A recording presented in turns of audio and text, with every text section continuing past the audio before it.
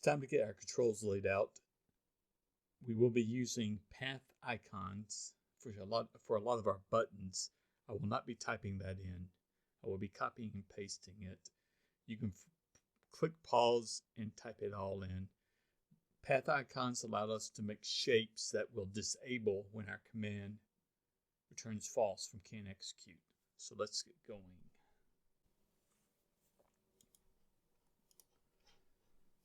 Close everything down, open up the base item control. It's of course the easiest. Add a text box. We have headers in Windows App SDK, so we don't have to do a label. Set its width to 200. Text will bind to the selected item .name. Make the mode two-way if I can type.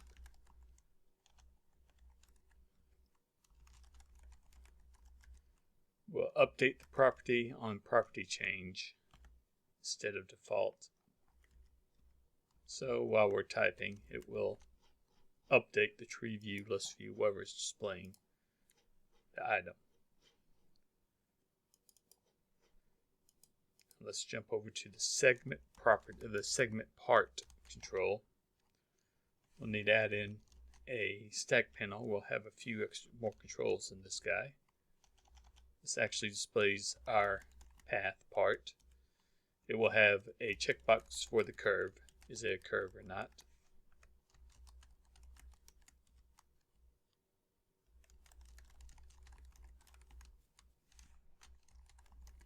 It'll be the selected item .bezier.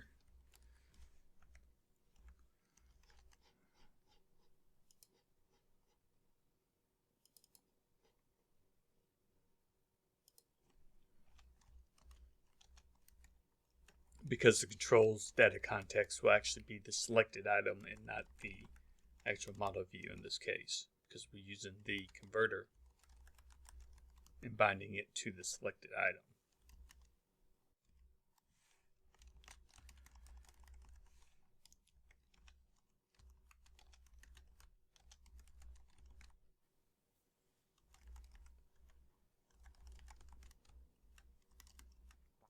Actually bringing the model in control into this one.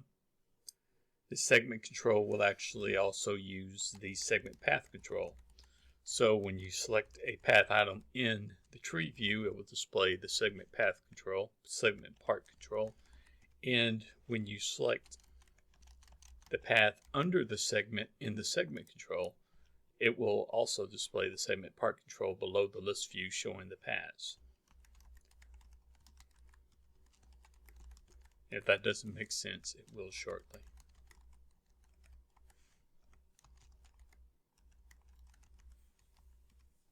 We'll use a scroll viewer.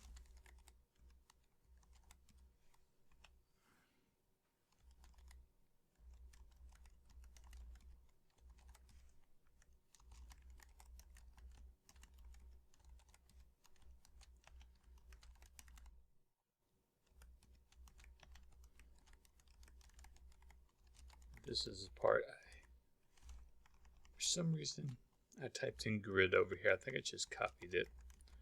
So I'm just going to go ahead and go with it. Sometimes the expanders act weirdly, so you may want to get rid of the scroll viewer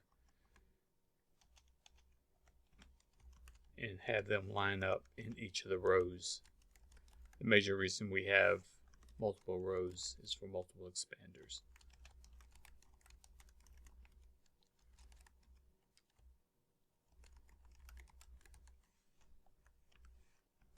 Properties of the segment.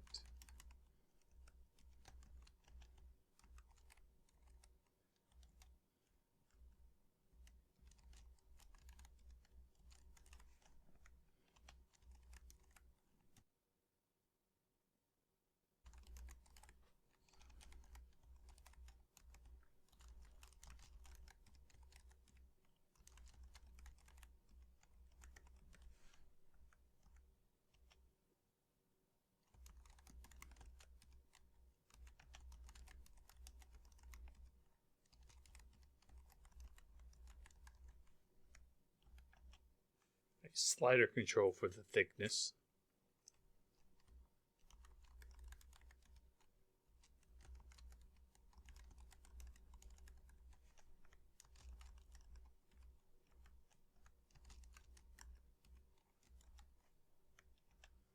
I should have put transparencies in the color picker that we're about to do, but I didn't. Transparency is kind of important for a lot of things we do with colors.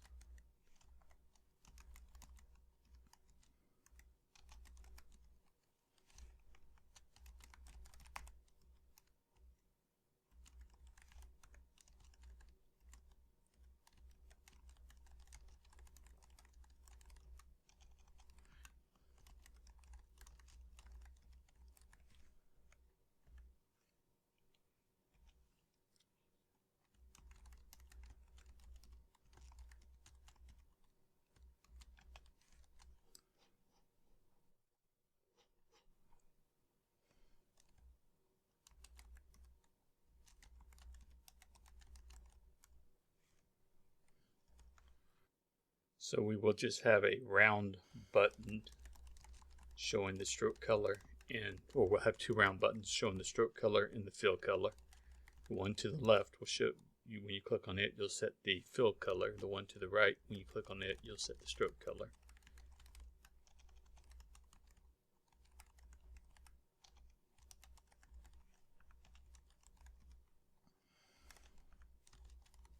The border brush will actually set to the border brush and the fill. The background will actually set to those colors, to the actual brush.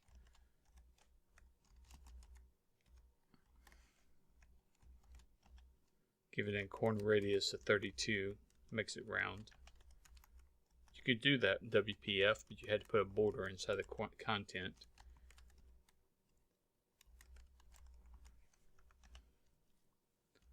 Color picker control is really a saving grace for me for all the changes that the .NET team is making. Color picker kind of makes up for it in this project. And it's just bound automatically to the fill color.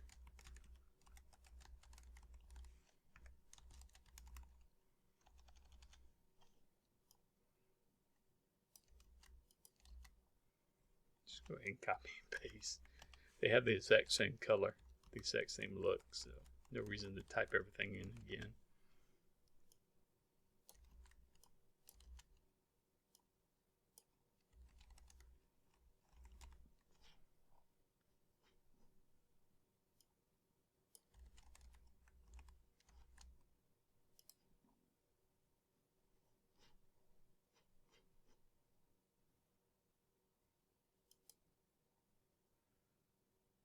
I believe we've covered all these controls in much smaller tutorials.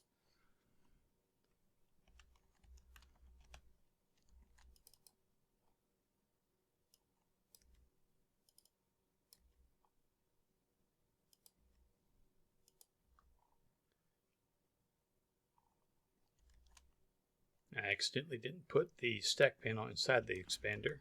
Of course, I made the expander useless.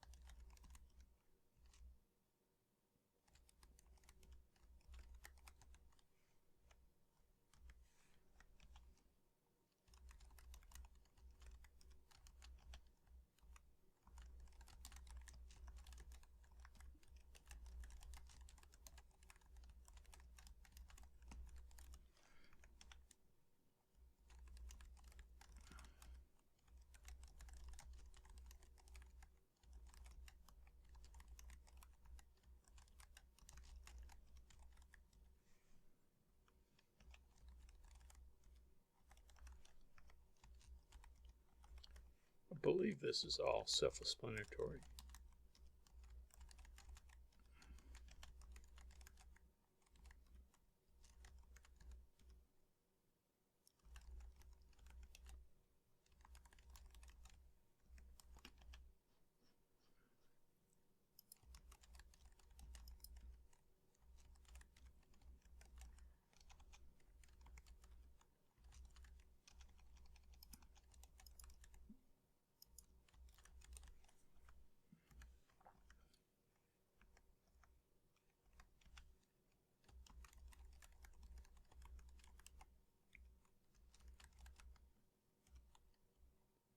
because of the simple way we designed that segment part control, we're just going to bind to the selected item of our current time data context, which is the selected item of the model view.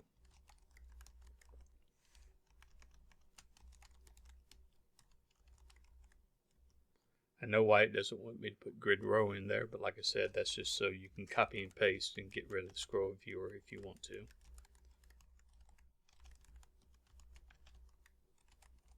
But if you're going to resize your window, you kind of need the scroll viewer. And we're going to show our vertices in my original version of this project in WinForms. You can actually align the vertices by selecting multiple vertices in the list view. Selecting the line to first, line to last, line X, Y, etc.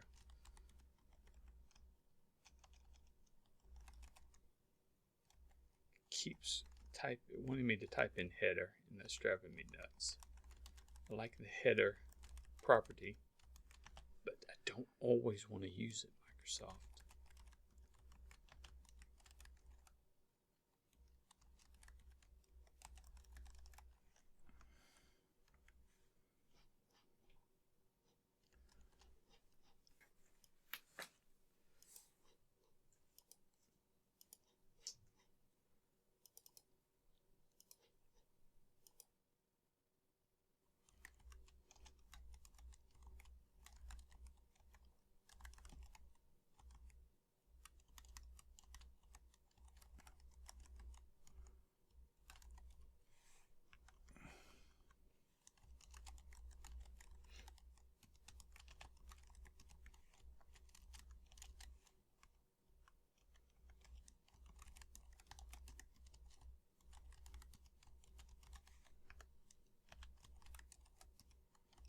Guess I could have just copied and pasted,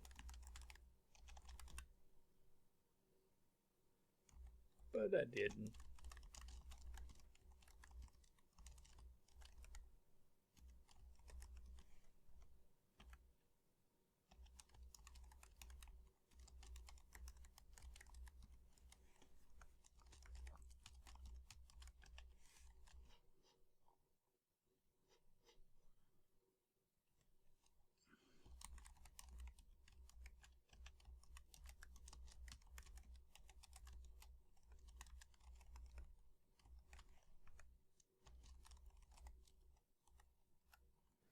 Still tasting that catfish.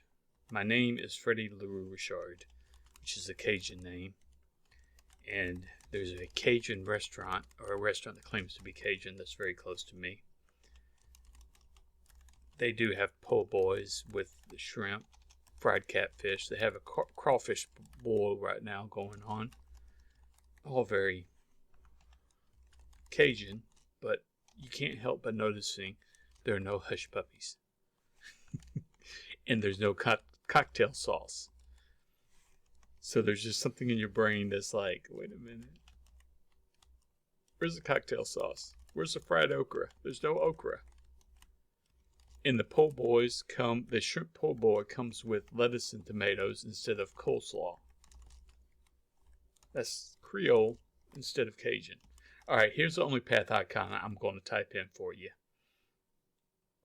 M means that we're moving to a certain vertex. I have some extra commas in there. You shouldn't have commas in between your vertices. So we're moving to the X of 12 and the Y of 30. L means line to. You do not have to do an L after every line to. The next 24, 30, we're also lining to. Z closes that shape. Then we're doing another one. We're moving to 8 by 6 and then lining to 28 by 6, etc.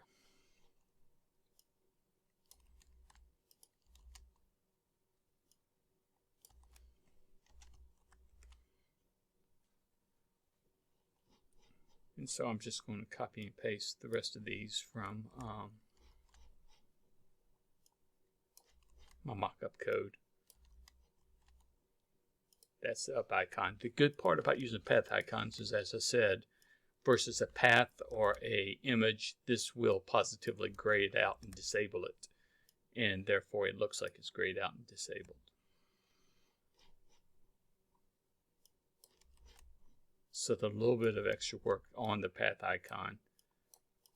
Although you can't see them until you're running, you can do hot reload, which means whatever you change in XAML, although the application is running, whatever you change in XAML automatically shows up in the front end.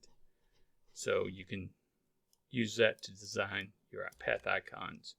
And they take a little while getting used to, I admit, but overall they work out really nice. Okay, so there's our move buttons. We'll actually copy and paste those over to the layer control, or excuse me, to the segment control when we in the next set of tutorials. But right now we're just going to have move up and move down here. Maybe not. Our move up and our move down commands are already rigged up for the main view, for the layer control, and for the segment control. But right now we're just going to put it in the main view in this layer control.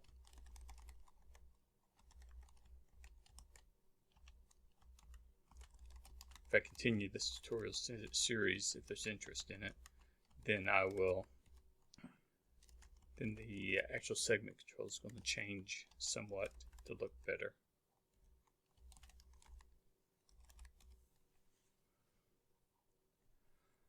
Alrighty, we're almost there. If you're getting something out of this, like and subscribe. It does help out a lot in knowing that I'm doing something that you're interested in. All glory be to God, and I will see you in the next video. Hopefully.